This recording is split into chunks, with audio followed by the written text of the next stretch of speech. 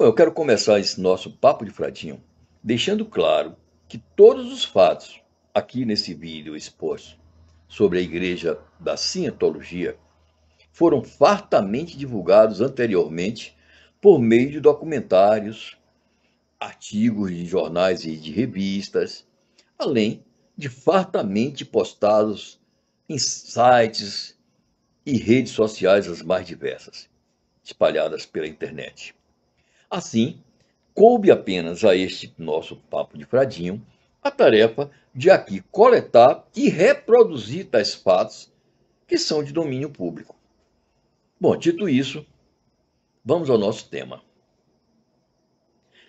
Entre os anos de 1952 e 1954, nos Estados Unidos da América, foi criada com o nome de Cientologia uma organização inicialmente voltada para a autoajuda e que contava com a parceria do livro Dianética, um livro publicado pelo escritor L. Ron Hubbard, mesmo sendo esse escritor visto dentro dos Estados Unidos como um escritor medíocre, apesar de que ele teve outros títulos publicados. Mas voltando um pouco no tempo, eclode então a Segunda Grande Guerra Mundial, e ele entra para a Marinha, onde muitas coisas bem estranhas passam a acontecer e que são sempre atribuídas a ele por ele mesmo. Coisas como, por exemplo, a de que ele havia sido atingido mortalmente 2 vezes, tendo ele ressuscitado nas 2 vezes.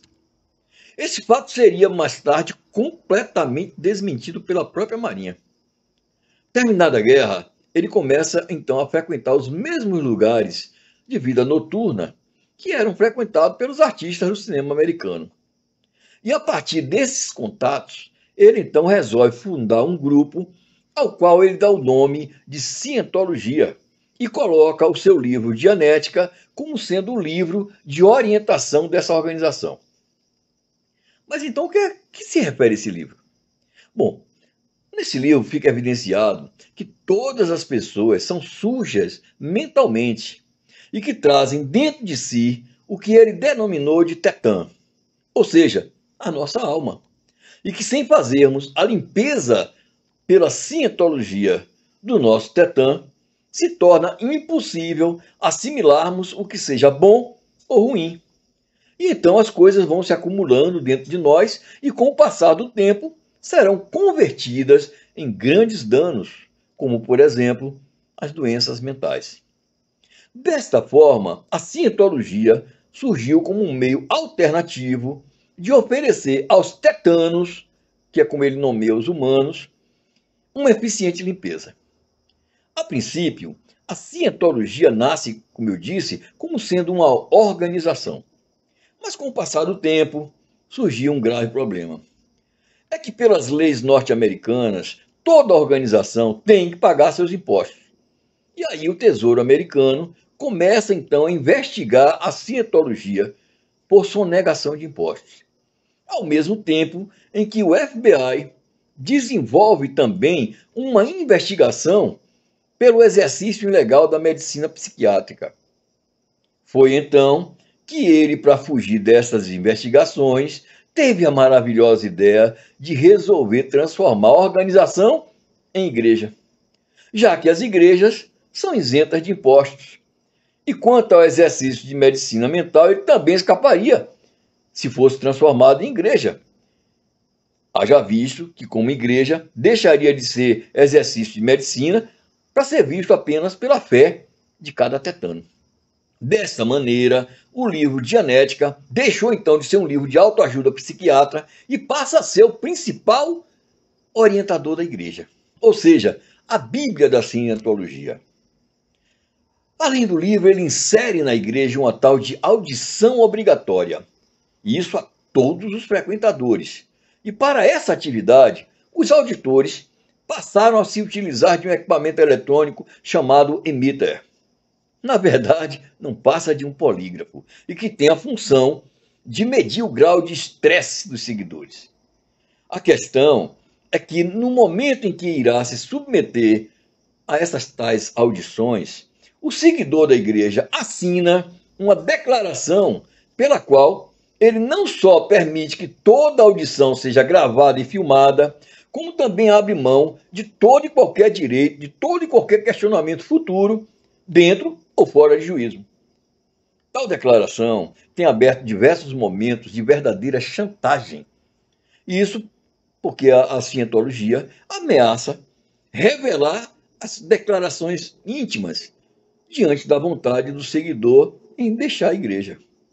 Imagine vocês o seguinte: veja como essas chantagens assustam e amedrontam personalidades como grandes nomes do cinema mundial, juízes e diversos personagens políticos que querem sair da cientologia e não conseguem, porque falaram demais. Por falar em nomes célebres, 2 desses nomes eu apresentarei aqui neste Papo de Fradinho. E isso por conta da relevância das suas participações dentro dessa seita. São os atores de Hollywood Tom Cruise e John Travolta. O Tom Cruise é, inclusive, o principal rosto publicitário da seita, sendo considerado como uma espécie de vice-líder da cientologia mundial. Esse ator entrou para a cientologia logo após as gravações do seu filme Top Gun. É preciso deixar bem claro que, na verdade, existem 2 igrejas da cientologia. Uma, a que é frequentada pelo povo comum, e a outra, a que é voltada para atender a um público seleto, formado por celebridades do cinema e outros milionários. Afinal de contas, a igreja desse tipo precisa e muito dinheiro. Para termos uma pequena ideia do que aqui eu falo, uma audição inicial custa em média 500 a 600 dólares por hora. E a mesma audição, quando chega no nível clear, chega a custar 40 mil dólares.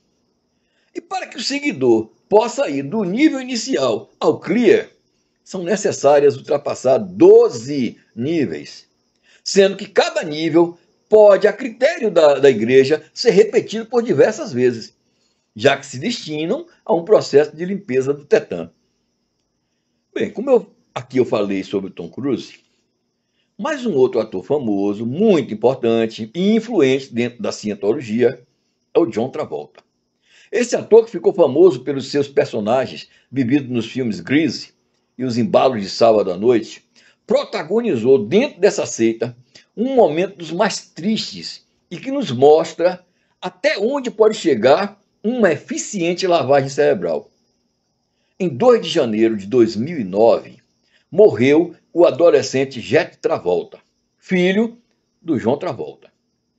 Este triste fato virou uma notícia bizarra quando se teve conhecimento de que John Travolta, dentro da ambulância que conduzia seu filho até o hospital, tentava desesperadamente levar a efeito um ritual da cientologia, pelo qual poderia, ou achar que poderia, devolver o tetã do seu filho, ou seja, a alma do seu filho.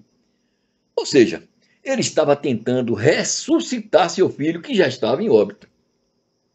Essa tão triste quanto decadente história terminou vindo a público quando, algum tempo depois, a filha do tenor Plácido Domingues, que também faz parte da cientologia, contou em público o episódio.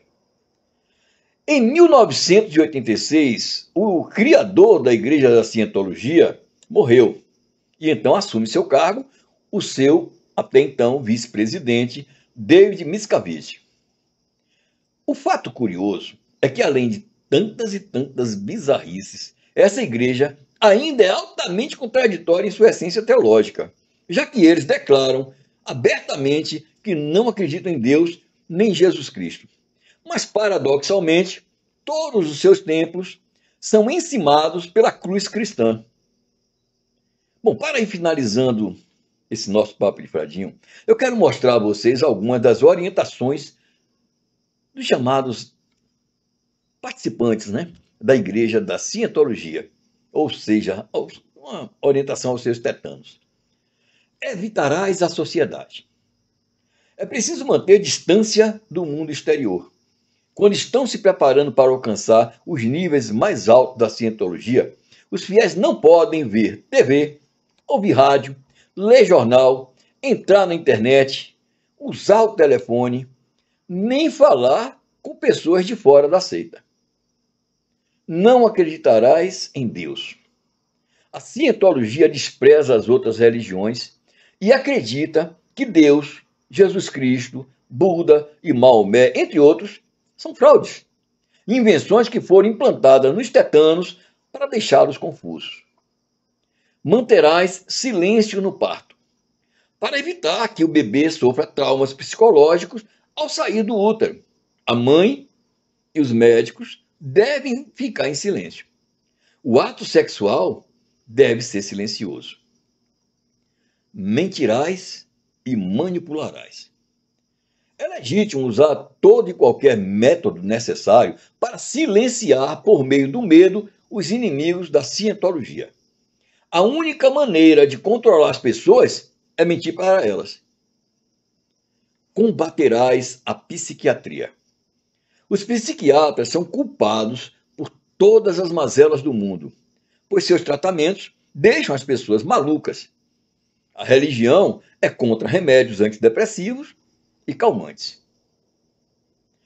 Aqui no Brasil, a Igreja da Cientologia entrou no ano de 1994, mas apenas em 9 de setembro de 2004 ela teve o seu registro oficializado em cartório e conta com 3 templos, sendo 2 em São Paulo, um no Tatuapé e outro na Vila Mariana, e um terceiro na vizinha Santo André. Isso tudo fica-nos a infeliz conclusão de que o ser humano alimenta sempre uma tendência, uma necessidade quase que irracional de tentar mudar o seu próprio destino e o destino do próximo, desde que isso lhe dê algum tipo de lucro, seja lucro político, religioso, social ou financeiro. Isso é exatamente como aconteceu em um triste período da nossa história recente, né? Quando um homem exerceu esse domínio sobre as pessoas. Era um certo pintor austríaco, igualmente medíocre. Obrigado por ter ficado aqui conosco nesse papo de vadinho e espero que nos dê seu like. Entenda quanto é importante se inscrever, comentar, apertar o sininho, tá bom? Muito obrigado. Até o próximo vídeo. Paz e bem.